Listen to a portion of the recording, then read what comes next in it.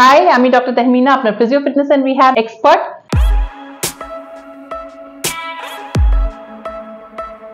আরেকবার with Mrs Mitra, আমাদের পেশেন্টও পুরনো। আজকে ওনার আমার সাথে এখানে এই ক্লিনিকে থার্ড ভিজিট। তো আসুন জেনে নিই মিসেস মিত্র এখন উনি নি রিপ্লেসমেন্টটা অ্যাভয়েড করার জন্যই আমার কাছে এসেছেন। তো আসুন জেনে নিই এই 3টে সিটিং এর পরে এখন উনি কেমন ফিল করছেন। হ্যাঁ, এখন আমি আগের থেকে অনেক ভালো।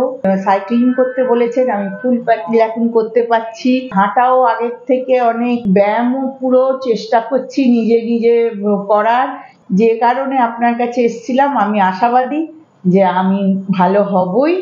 এক্সারসাইজটা ওয়েট কাফ বেঁধে করতে হবে। একটা করে সোজা পা তোলা, একদম কম অ্যাঙ্গেলে একটা করে। এই হালকা তুললেন, পায়ের পাতা টান টান, হাঁটুটা শক্ত, একদম হালকা।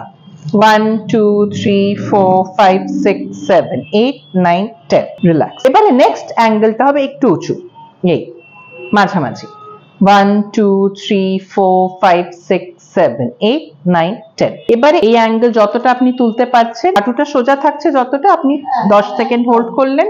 1 2 3 4 5 6 7 8 9 10। এবারে আপনাকে যেটা করতে হবে, কাত হয়ে সোজা তোলা, হাঁটু সোজা।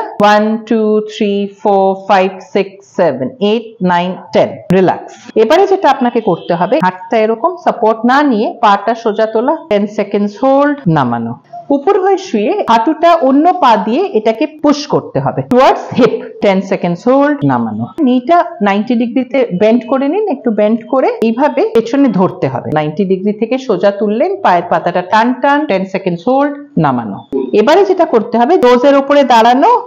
হ্যাঁ, এটা এই স্ট্রেচিংটাও খুব ইম্পর্টেন্ট। 10 সেকেন্ডস হোল্ড করা, তারপরে নামানো। আরেকটা হচ্ছে গিয়ে লাঞ্জ, একটা পা এগিয়ে, পেছনের পাটা আপনার সোজা থাকবে। তো এই লাঞ্জ পোজটা খুবই ইম্পর্টেন্ট। 10 বার এই পায়, 10 বার ওই পায়। এই এক্সারসাইজ গুলো, প্রত্যেকটা এক্সারসাইজ খুব এসেনশিয়াল। এগুলো আপনাকে রেগুলার করতে হবে, দিনে অন্তত 3 বার করতে হবে। যদি আপনি নি রিপ্লেসমেন্টটাকে অ্যাভয়েড করতে চান, একবার করলে কিন্তু হবে না। সারাদিনে যেমন আমাদের মেডিসিনেও একটা ডোজ থাকে যে 6 ঘন্টা অন্তর অন্তর বা 8 ঘন্টা অন্তর অন্তর খাওয়া, সেম ভাবে এক্সারসাইজটাও আপনাকে 4-5 ঘন্টা অন্তর অন্তর করে নিতে হবে, যাতে আপনার 3 বার অন্তত হয়ে যায় এক্সারসাইজ গুলো। সেটা একটু আপনাকে মাথায় রাখতে হবে। এইভাবেই আমাদেরকে নিটাকে মেনটেন করতে হয় থ্রু ওয়েট ট্রেনিং। এটা আমরা লেভেল 2 এক্সারসাইজেস দেখালাম, ওয়েট ট্রেনিং।